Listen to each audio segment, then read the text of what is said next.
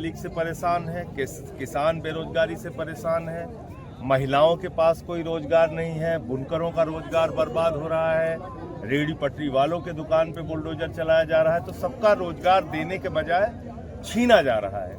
Outsourcing करके बड़े पैमाने पे सरकारी नौकरियों को खत्म किया जा रहा है और इसके अलावा सामाजिक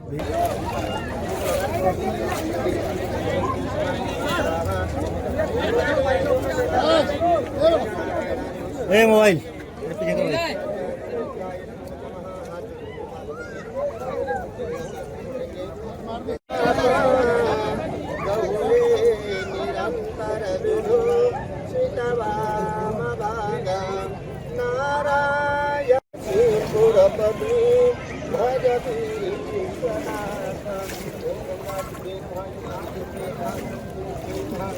करके आपने देखिए, दो बड़े उद्देश्य को लेके ये यात्रा थी। एक, बेरोजगारी के खिलाफ। आज नौजवान पेपर लीक से परेशान है, किसान बेरोजगारी से परेशान है, महिलाओं के पास कोई रोजगार नहीं है, बुनकरों का रोजगार बर्बाद हो रहा है, रेहड़ी पटरी वालों के दुकान पे बुलडोजर चलाया जा रहा है। तो सबका रोजगार देने के बजाय छीना जा रहा है।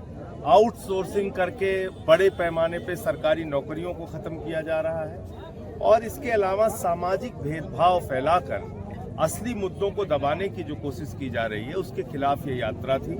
सरयू तट से हमने ये यात्रा शुरू की थी और बहुत सफल यात्रा रही। जगह जगह इसको बहुत बड़ा जन समर्थन मिला। कहीं किसान आगे आए, कहीं आशा बहुएं आई, कहीं आपने देखा होगा कल प्रयागराज में छात्र बड़ी संख्या में इस यात्रा को समर्थन देने के लिए आए। मनरेगा के मजदूर आए, वित्त विहीन शिक्षक आए, शिक्षक वर्ग के लोग आए, शिक्षा मित्र आए, तमाम लोग आए इस यात्रा को समर्थन देने के लिए।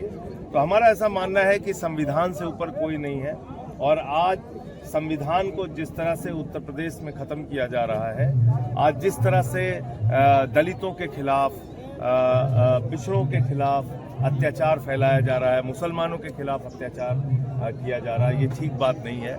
बुलडोजर से किसी भी राज्य और देश का भला नहीं होता है। नफरत से एक परिवार भी आगे नहीं बढ़ सकता। गांव, शहर, राज्य और देश तो बहुत बड़ी बात है। तो इसलिए मुझे लगता है कि हम अपने उद्देश्य में काफ़ी हद तक सफल रहे हैं और आज अभी जनसभा भी है गिरजाघर, पत्थर गिरजाघर सिविल लाइंस में। ये एक दिन का मामला नहीं है, ये 8 चरणों में यात्रा चलेगी। ये 13 दिन का पहला चरण की यात्रा थी। इसके बाद 8 अलग अलग चरणों में ये यात्रा चलेगी। पूरे उत्तर प्रदेश को हम जोड़ने का काम करेंगे इस मुद्दे के साथ। अयोध्या में ध्वजारोहण का प्रोग्राम है, 6000 से ज्यादा लोग शामिल होंगे, उनमें 3 खटिक भी शामिल होने की सामने बात आ रही है। 6000 में से 3 खटिक, आप खुद अंदाजा लगा लीजिए कि कितना भेदभाव और किस प्रकार की इनकी सोच है।